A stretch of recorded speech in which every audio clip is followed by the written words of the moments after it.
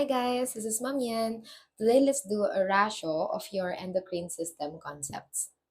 So let's start. Bennett is brought to the emergency department by the rescue squad. Which findings suggest Hashimoto's thyroiditis? A. Hypertension, tachycardia, thyroid storm. B. Puffy eyes, bradycardia, sleeplessness. C. Mixed edema, coma, sleepiness, facial edema. And D. Exophthalmos, goiter, diaphoresis. And the best answer for number one, it's Charlie. Mixed edema, coma, sleepiness, and facial edema. Ang tanong is about Hashimoto's thyroiditis. Now, Hashimoto's thyroiditis, guys, that's the most common type of what? Hypothyroidism. Yan. It's the most common type of hypothyroidism. So, pag sinabi mong hypothyroidism, guys, you are looking for the signs and symptoms of a downward metabolism. Meaning, bagsak ang metabolism na hanap natin sa hypothyroiditis. So, alin dyan ang bagsak ang metabolism? Okay? Mixed edema, coma, that's precisely the complication of your hypothyroidism or Hashimoto's thyroiditis when you don't manage it. So that's included sleepiness. Antukin ang pasyente mo. Is that also part of your Hashimoto's thyroiditis? Yes, kasi nga, bagsak ang metabolism ng patient mo, sleepiness. Antukin lang siya. Wala siyang energy, that's correct. Facial edema, no? This is one of the signs and symptoms that you get in Hashimoto's thyroiditis. Facial edema and even your periorbital edema surrounding the eyes. So, yung mukha ng patient na may Hashimoto's thyroiditis, mukha rin silang bagong gising, okay? Kasi tulog lang sila ng tulog, okay? They are very sleepy person because of a poor metabolism. Poor metabolism meaning poor energy. So, let's look at other choices. Hypertension, that's increase in metabolism. So, hypertension pa lang, mali na ang letter A. Okay? So, ganito, when you're approaching question like this with multiple signs and symptoms per choice, what you do is you treat them as one. Okay? You treat them as one. So, pag mali ang isa, mali na lahat. Like number 1, mali si hypertension, mali na lahat. Okay? Next, number 2, puffy eyes. Oh, tama. That's periorbital edema. Bradycardia, mababa ang heart rate, mababa ang metabolism ng heart, tama na sana. Pero sabi niya sleeplessness, halos hindi makatulog. So, sleeplessness is a sign that your neurological function is increasing, okay? Masyadong hyperactive ang brain mo. So, hyperactive brain, you find that where? Hyperthyroidism.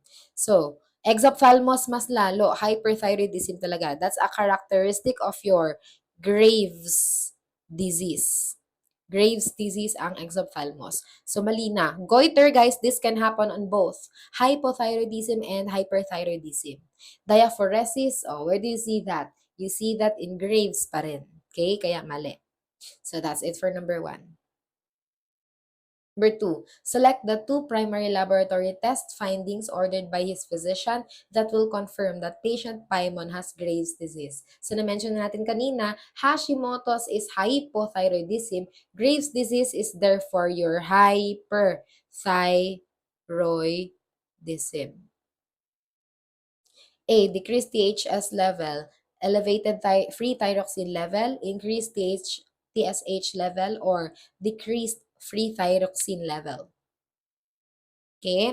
And the best answer for number 2 is alpha and bravo. Okay? Alpha and Bravo is the best answer for number 2. Why is that? To answer this question, dapat alam natin kung anong klaseng hyperthyroidism si Graves' disease. Okay? Graves' disease, guys, is actually a primary hyperthyroidism.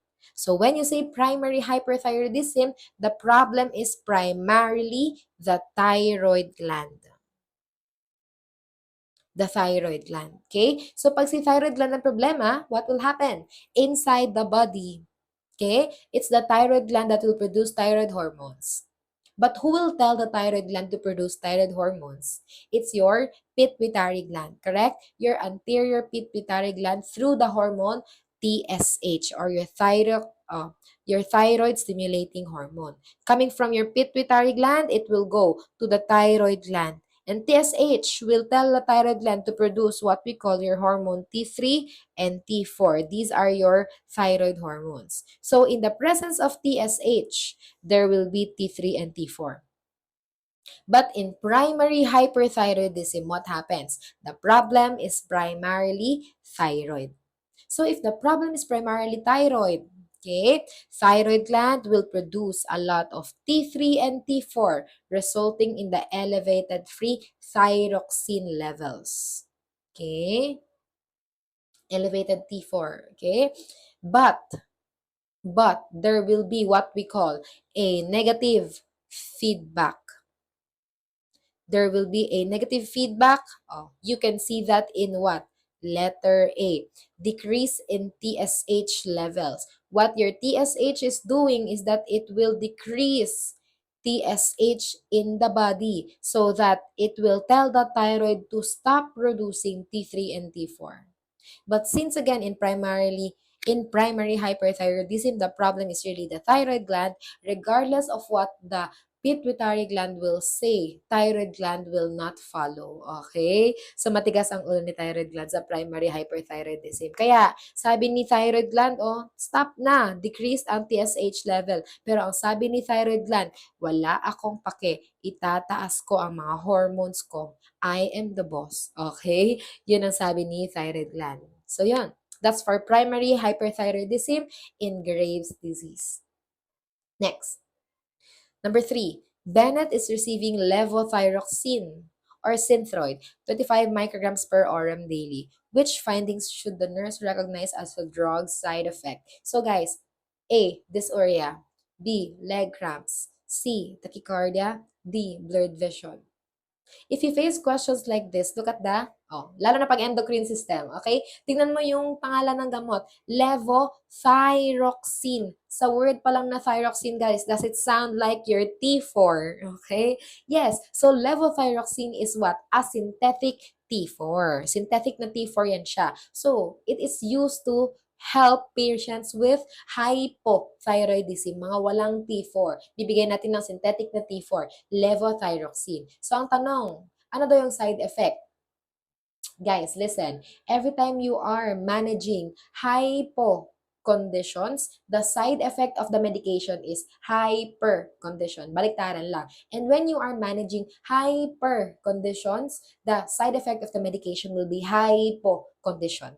Okay? So, pag binibigyan mo siya ng T4, T4, T4, ano ang mangyayari? Tataas ang T4, magkakaroon siya ng hyper signs and symptoms of the hyperthyroidism. So, alin dyan ng hyperthyroidism? It will give you Charlie as the best answer. Tachycardia, ang pagtaas ng heart rate. Dysuria, you see that where in urinary tract infection, masakit, umihi. Leg cramps, oh, you don't see that, very vague, no? Vague. Has something to do with muscles, has something to do with probably calcium. Okay? And then blurred vision. Saan yan? In endocrine system, guys, we associate blurred vision with diabetes mellitus. Okay? With diabetes mellitus. So, for number 3, the best answer is Charlie. Ayan, number 4. Choose from the listed drug therapy that should be administered to Paimon in order to inhibit the synthesis of thyroid hormones and block the conversion of T3 and T4. A. Adrenergic blocks. B. Radioactive iodine. C. Levothyroxine. And D. Profylthiouracil. Okay? So, tinan mo, ang the best answer for this one, it blocks the conversion of T3 and T4, so that's probably an anti-hormone. Anti-hormone. And the anti-hormone here is what? Delta. Profylthiouracil. Okay? So guys, ang sabi na nga, it will inhibit the synthesis of thyroid hormone. It is stopping the production of thyroid hormone. So malamang sa malamang, anti-thyroid hormone yan. Anti-thyroid hormone, si profylthiouracil or PTU. Okay? PTU. Sino pa guys? We also have your metimazole. Okay? Also known as your tapazole. Ayan sila, mga anti-hormone yan sila, okay? Mga anti-hormone. Adrenergic blocks, meaning yan, Inderal, that's your propranolol, no? Beta blockers, BB. Beta blockers. So, hindi yan for stopping T3 and T4. Radioactive iodine is to kill hyperactive thyroid cells. Okay? And then levothyroxine, from the word itself, levothyroxine sounds like T4. Okay? That's a synthetic T4, hormone replacement. So that's not the correct answer. Best answer is delta. Let's proceed number 5. Paimon underwent thyroidectomy. 6 hours after surgery, she complains of numbness of the fingers, toes, twitching of the mouth. This is most likely caused by A. Thyrotoxicosis crisis, B. Hypoparathyroidism, C. Hypothyroidism, and D. Nerve problem. Okay? And the best answer is what? Bravo. Hypoparathyroidism yan, guys. Okay? Kasi tingnan mo ba, anong nangyayari kay Pemon? Thyroidectomy siya. Removal of the thyroid gland. Now, alam naman natin, pag tinatanong ka post-thyroidectomy and may symptoms ng muscular cramping or twitching, okay? Just remember, when you have your thyroid gland, on top of the thyroid gland, you also have your parathyroid gland. So, when you do thyroidectomy, which is the excision or the removal of the thyroid gland, when you remove the thyroid gland, the accidental removal of the parathyroid gland will cause hypoparathyroidism. And remember, when there is hypoparathyroidism, since the function of the parathyroid gland is to control calcium in the blood, okay? It will get calcium from the bone and put it on the blood. Okay? So, hypoparathyroidism, that is synonymous to hypocalcemia. And the signs and symptoms of hypocalcemia, yan na yan, oh. Numbness and twitching of the muscles around the fingers, toes, and the mouth. So, that's caused by hypocalcemia, caused by hypoparathyroidism, caused by the accidental removal of the parathyroid gland from thyroidectomy. Okay? Malinaw? Okay, so that's the best answer. Next, number 6. A nurse at the weight loss clinic assesses patient Kiki who has a large abdomen and a rounded face. Which additional assessment findings would lead the nurse to suspect that Kiki has Cushing's syndrome rather than obesity? Okay, and the best answer is what? Delta. Delta is the best answer for number 6. Just remember, guys, when you have Cushing's is a snowman. Okay? Snowman siya. Hindi mataba ang extremities niya. As you can see, the snowman here, okay, meron kang large edematous face or tinatawag nating moon face. Okay? And then you also have a hump at the neck. Okay? Or what we call your buffalo. Okay, buffalo hump. And then you also have a very big abdomen. You call that your pendulous abdomen. Okay, and then you have your thin extremities, just like a snowman. Okay, so the best answer is delta, posterior neck fat pad or your buffalo hump and thin extremities. Okay, let's look at other choices. Sabi large thighs, mali na agad. Thin nga ang extremities. Pendulous abdomen, tama na sana pero large hips, okay? No, ang abdomen lang, ulo at abdomen lang malaki sa kanya. The rest is small, okay? Abdominal striae or sinabi mong stretch marks, yun lang naman yun. Wala nang iba. Abdominal striae is stretch marks and ankle enlargement, mali nga. Hindi nga lalaki ang kanyang extremities. So the best answer for number 6 is delta. Next, let's proceed. Number 7. Dea with Addison's disease has a blood pressure of 65/60. Diyos ko. The nurse understands that decrease in blood pressure of the client with Addison's disease involves a disturbance in the production of what? Okay. The best answer pag mababa ang kanyang blood pressure is no other than your mineralocorticoid, also known as your aldosterone. Guys, this is what I want you to remember. Wherever aldosterone goes, salt follows. Because aldosterone is a salt hormone. It will come out and it will collect a lot of salt in the body and let it stay in the body. Okay? And ano bang alam natin sa nursing?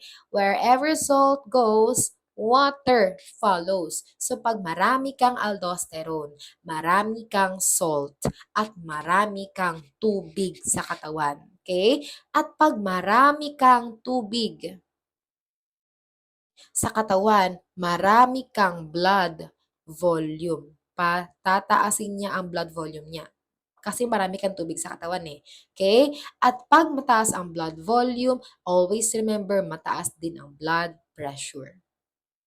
So, pag mataas ang blood volume at blood pressure, you get hypertension. But in Addison's disease, there is a disturbance in the production of your aldosterone. In Addison's disease, aldosterone goes down. So, wala kang aldosterone, salt in the body will also decrease. Water in the body will also decrease. So, what happens? If you have lesser water in the body, you have lesser blood volume, you get low blood pressure, precisely the 65/60 in Addison's disease. And that's because of the disturbance in your mineralocorticoid. Okay, that's all. So let's proceed. Number 8. Potassium chloride 40 mg is ordered and to be added in the IV solution of patient Rydens-Shogan in a diabetic ketoacidosis. The primary reason for administering this drug is A. Replacement of excessive losses. B. Treatment of hyperpnea. C. Prevention of flaccid paralysis.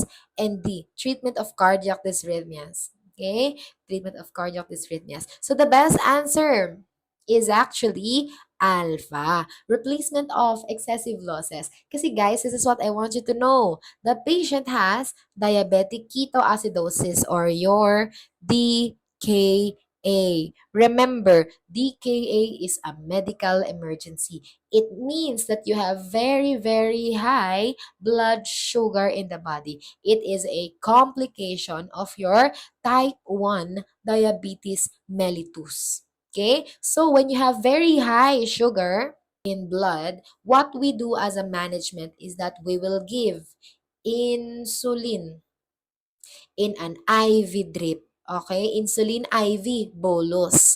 Regular insulin through intravenous route. Okay? So, when we are giving insulin, always remember this physiology with insulin. Guys, this is the cell. This is insulin. This is sugar na mataas sa blood vessels, blood sugar, and this is potassium. What happens is that every time you give the patient insulin, insulin will attach itself to the sugar so that it can bring sugar in the cell so that when the sugar is in the cells will therefore use the sugar for metabolism and energy. But what happens is that every time insulin will get sugar and put it in the blood, it also brings with them potassium. Okay? It will carry potassium in the cell. Okay? So when you have a lot of insulin in the blood, it will put a lot of sugar in the cell.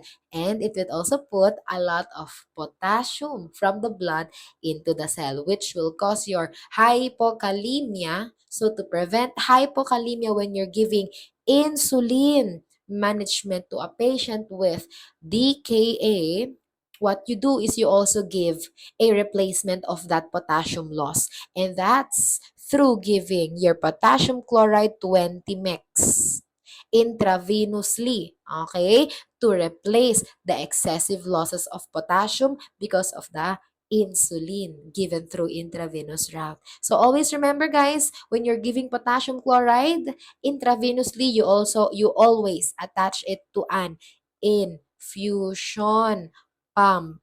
Okay? And guys, don't forget, when you're also giving insulin intravenously, you also attach it to an infusion pump.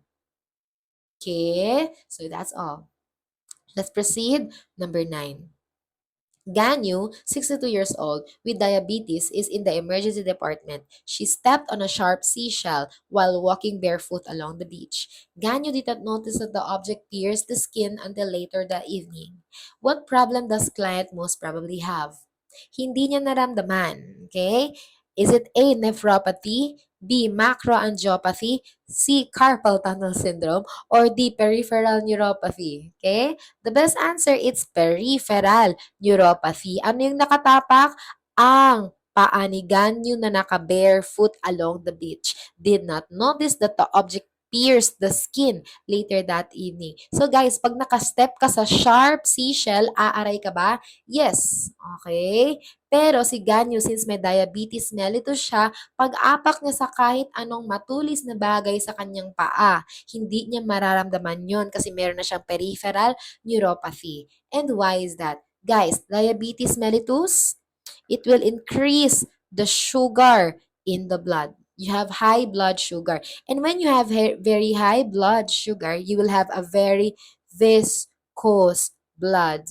Very malagkit, very makapal na blood, sticky na blood. So when you have a very sticky blood, what happens is that you will have poor circulation, lalo na sa mga capillaries.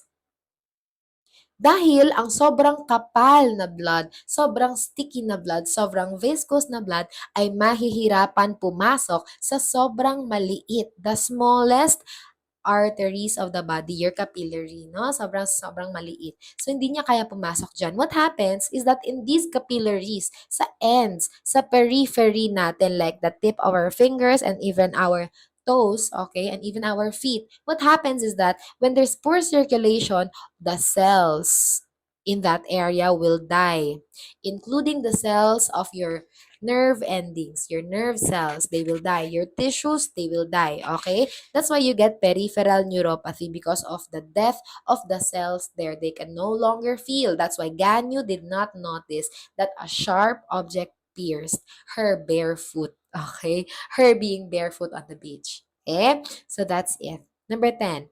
Mr. Zhongli is a 32-year-old, a badminton player, and has type 1 diabetes mellitus. After the game, Zhongli complains of becoming diaphoretic and lightheadedness. The client asks the nurse how to avoid this reaction. The nurse will recommend to A. Allow plenty of time after the insulin injection and before beginning the match. B. Eat a carbohydrate snack before and during the badminton match. C. Drink plenty of fluids before, during, and after bedtime. Or D. Take insulin just before starting the badminton match. Guys, ang sabi may DM si Zhongli and nakaramdam ng diaphoresis and lightheadedness pagkahilo. Ano yan? That's signs and symptoms of hypoglycemia or bagsak ang kanyang sugar. Kung bagsak ang sugar, ano ang management? E di pataasin mo ang sugar sa katawan niya. Which among the choices will tell you that we are giving additional sugar to Zhongli? That's only Bravo. Eat a carbohydrate snack before and during the badminton match. Ano ang pinakamaling choice dyan? Sabi dito, take insulin. Hypogly na nga, bigyan mo pa ng insulin. The problem is low sugar. The management give additional sugar, which is Bravo. Eat a carbohydrate snack before and during the badminton to prevent hypogly, to prevent diaphoretic and lightheadedness signs and symptoms. That's all. Number 11. Ayato was brought to the emergency department with an unresponsive state, and a diagnosis of hyperosmolar hyperglycemic syndrome is made. The nurse would immediately prepare to initiate which anticipated primary healthcare provider's prescription. A. Endotracheal intubation. B. 100 units of NPH insulin. C. Intravenous infusion of normal saline, okay. And D. Intravenous infusion of sodium bicarbonate. And the best answer is Charlie. Infusion of normal saline solution. Why? Look at other choices, they are wrong. Mali sila. Sabi ng A, endotracheal intubation, agad-agad. Meron bang sinabi dyan nag-DSAT? Okay? Nag-DSAT si patient Ayato. No, you only do endotracheal intubation as a means to establish an airway sa patient na nag-desaturate. In desaturation. Hindi sinabing nag-desaturate, do not endotracheal intubate the patient. Next, 100 units of NPH insulin. What makes it wrong? It's the insulin NPH. Every time you give insulin to an emergency situation like your HHNS, hyperosmolar hyperglycemic syndrome, or your HHNS, that's a medical emergency. You do give your insulin using a regular insulin for faster effect as compared to your NPH insulin, which is an intermediate acting. You only do intravenous infusion of your sodium bicarbonate if the patient is experiencing acidosis. May acidosis ba dyan na pinapakita sa question? Wala. Pag hindi sinabi sa question, hindi mo sasagutin. Okay? So, walang acidosis, don't answer sodium bicarbonate. Okay? Best answer is Charlie. Now, number 12, an external insulin pump is prescribed for a client with diabetes mellitus. When the client asks the nurse about the functioning of the pump, the nurse bases the response on which information about the pump. A. It is timed to release program doses of either short duration or NPH insulin into the bloodstream at specific intervals. B. It continuously infuses small amounts of NPH insulin into the bloodstream while regularly monitoring blood glucose levels. C. It is surgically attached to the pancreas and infuses regular insulin to the pancreas. This releases insulin into the bloodstream. D. It administers a small continuous dose of short duration insulin subcutaneously. The client can self-administer an additional bolus dose from the pump before each meal. And the best answer is that this one, it is delta. It administers a small continuous dose of a short duration insulin subcutaneously, and the client can self-administer an additional bolus dose from the pump before each meal. Guys, dapat malinaw ang mata mo. Look at that, an external insulin pump. So eliminate the first choice that will give you an internal concept. Sabi dito sa letter C, surgically attached into the pancreas. Internal yan. Ang tanong, external, eliminate, Charlie. Now you are left with alpha, bravo, and delta. The best answer is delta, guys. We are using short-acting insulin dito. We don't use a NPH insulin. And yan na naman, NPH insulin din. So, similarities between alpha and bravo, they are using both NPH insulin. It's only delta that tells you we are using short duration insulin or your regular insulin lang ang gamit when you have an external insulin pump. And then, this external insulin pump, when you're about to take a meal, you have to deliver a bolus dose and then take your meal. Okay? Dito, the client can administer an additional bolus dose from the pump before each meal, giving delta the best answer. Next, number 13. Mizuki with a diagnosis of diabetic ketoacidosis is being treated in the emergency department. Which findings support this diagnosis? DKA na naman. Select all that apply. Increase in pH pag may diabetic ketoacidosis ka from the word itself, acidosis. So acidosis, is it up or down pH? The pH should go down to determine if it's acidic, diba? So pH should not increase, it should go down. Wrong si alpha. Comatose state, is that correct or wrong? In DKA, you can become unconscious because of too much sugar. Next, deep rapid breathing, is that part of your DKA? Yes, you call that your cosmos. Tama? Respiration.